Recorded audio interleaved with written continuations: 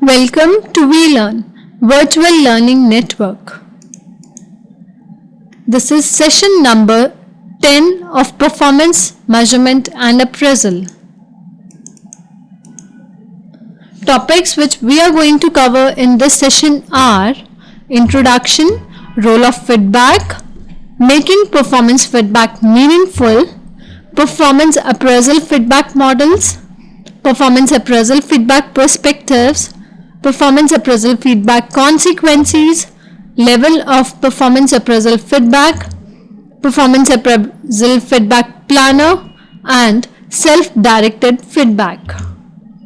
Now coming towards the introduction. The performance appraisal procedure is incomplete without the feedback given to the employee about the appraisal and their performance.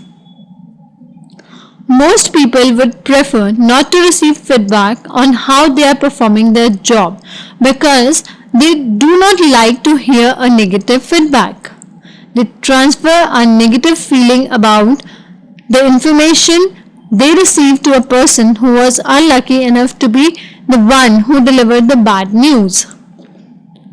This will obviously do little to help the individual receiving the feedback improve their performance and grow personally and professionally. Now, role of the feedback. Performance feedback is generally in the form of an annual evaluation. That is, performance reviews are scheduled annually in which your performance is measured against pre-established criteria. This type of an appraisal review offers both the parties, the giver and the receiver, an opportunity of an formal documented communication. Feedback serves as a cornerstone to help employees to improve their performance in an organization. For example, the entire salaried merit distribution plan is often based on the annual performance review that people receive from their supervisor. In addition, many career-related decisions such as promotion, transfers, job placements, outplacements, selection and rejections are typically based on the person's annual performance feedback. Next are making performance feedback meaningful. Making performance feedback meaningful to both the individual and the organization should be ultimate objective of any efforts to improve in this area. Performance feedback evaluation is conducted annually. A single evaluator's feedback determines the outcome of the performance appraisal.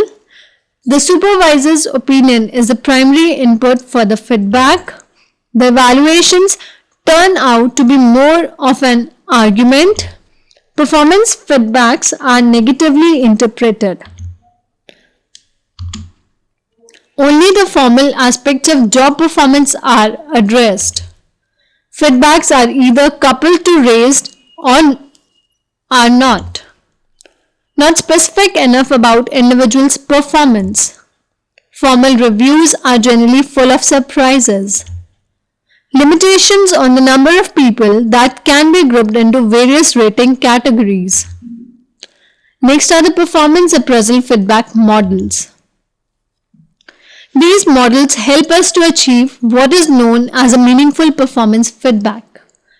Meaningful performance feedback, as we know, is the best achieved through proper communication between feedback giver and the feedback receiver, irrespective of who provides the feedback to the receiver. There are certain perceptual barriers that these communications have to travel through.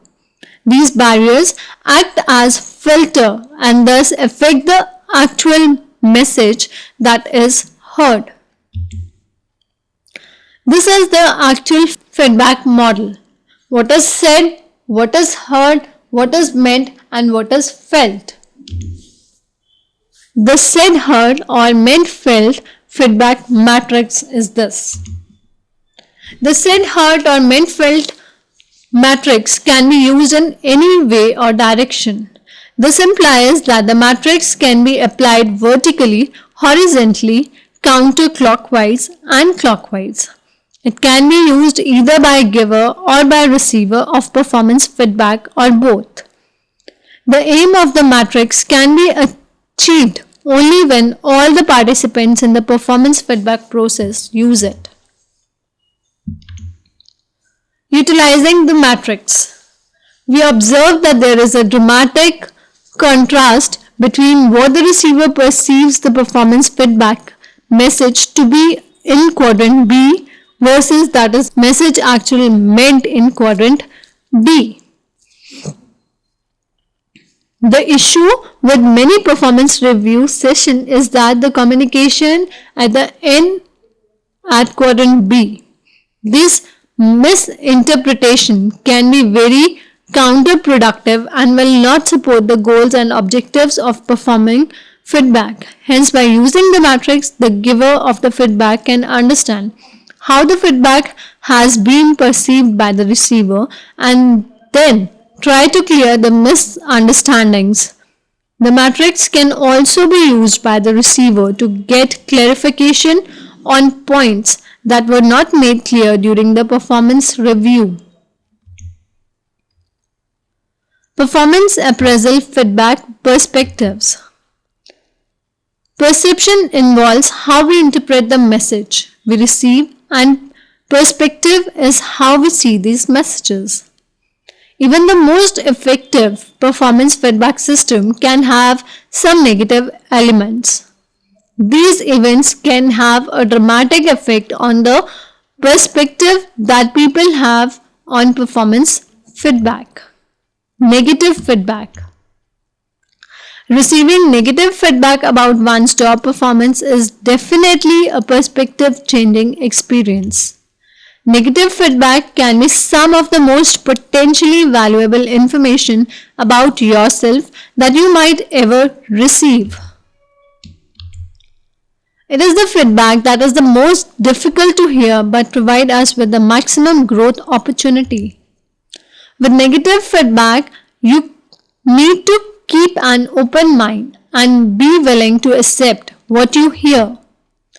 Let us look into some of the ways in which we supervisor can use negative feedback in most positive ways possible. Gain an insight into individual's performance. Know actually what performance you are addressing as with the feedback. Be prepared to give examples of the individual's poor performance. Give the person a chance to defend themselves. Do not rush too quickly to judgment before you have heard their side of the story. Listen to the reasons and rationalize for the behavior and performance. Be willing to accept the fact that there might be factors beyond the person's control of these problems. Do not convey a mixed message into the individual. A mixed message is one where you hear two seemingly contradictory things at the same time. If you have a negative message to deliver to someone, then do not try to sugarcoat it by wrapping it in the complimentary feedback and sandwiching it in between. This will only serve to confuse the person more. Make it clear what performance needs to be improved and why. The feedback should be productive. Negative feedback should be constructive in its purpose. If the reason for delivering negative feedback is anything other than to constructively help the individual, then it should not be delivered. Consequences need to be realized. People seem to fear the worst when they hear negative feedback about their performance. Negative feedback needs to include at least some discussion about its ultimate consequences so that the receiver understands the reason for receiving a negative feedback. Whenever feedback is given to people, especially negative feedback, there are going to be consequences. People can be very sensitive about any type of criticism they receive about themselves. Generally, it is the lack of recognition for the good work that people do that is the greatest source of dissatisfaction and complaints. Recognition can be formal, such as reward programs that honor outstanding performance. They might involve ceremonies, dinner, publicity, plaques, and so on. Typically, this type of formal recognition is presented by some higher ranking officials in the organization to the individuals receiving the honor. Performance appraisal feedback consequences. The psychological effect of performance feedback. The most obvious psychological effect is the potential labeling process. This is the result of many performance feedback systems. Most performance appraisal systems have rating categories, typically 3 to 5 in number. Not only can this rating assignment system upset those not placed in the higher category, it can also stereotype people. Levels of performance appraisal feedback. Each organization should evaluate these various levels of performance feedback and choose the one which is best suited for their type of business. The organization must be able to support the feedback methodologies that are put in place and practiced. Each level requires various amounts of involvement and commitment on the part of different people in the organization. There are 6 levels of performance feedback. These are no feedback, no formal feedback or documentation. Formal feedback system include written documentation but no personalized communications. Formal feedback system including personalized communication from superior to subordinate. Formal system multiple source, for example 360-degree feedback and team feedback, and the self-directed feedback. Performance appraisal feedback planner. Performance appraisal feedback planner is a tool wherein the individual designs the feedback questionnaire format. It is the system that is initiated by the individual rather than the organization. When people accept ownership of and responsibility for their action, it has a great meaning and significance to them. There is no right or wrong method of giving and receiving performance feedback. The most important aspect is that it meets the goal and expectation of an organization and those participating in the process. While planning our own performance feedback process, care must be taken to see that you do not employ one single source of feedback that you think would be perceived by others as the best.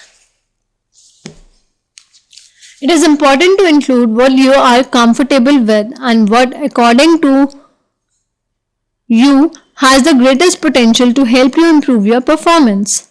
The performance feedback planner will allow you to maximize the potential of the feedback resources that exist in your organization. Some of these resources might already exist and be part of the feedback system that are presently in the place. The purpose of creating a personal performance feedback mission is to develop a personal statement that identifies what you plan to achieve by your performance feedback planner.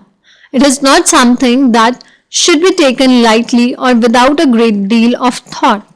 The performance feedback can help you to receive some of the most important communication you ever receive in your performance or your job. Next is self-directed feedback. As the name suggests, self-directed feedback is conducted by the individuals themselves. It is intended to be non-evaluative in its design. Similar to 360-degree and team feedback system, it should also have no direct impact on other formal performance evaluation systems that are part of other compensation or organizational development process. Self-directed feedback is intended to help the individual's personal development in such a manner that is most acceptable to them. Self-directed feedback can be one of the best means to identifying and understanding perceptual differences. The main goal of self-directed feedback is to explore the perception of other about an individual's performance. The objective is not only understanding these perceptions but addressing them as well. The individual design their own feedback and thus have the freedom to decide on the perspective covered. They can set their own feedback schedule. Most importantly, all the information is in the individual's control. This implies that the individual is responsible for developing his own corrective procedures. Thus, this kind of feedback helps the individual to grow not just professionally but also an individual. Now, in the last, there are a few questions which are based on this session. First one is briefly explain the role of feedback in performance appraisal feedback system. Question number 2 is how can performance appraisal feedback be made meaningful? That's all for this session. Thank you. Happy learning. We learning.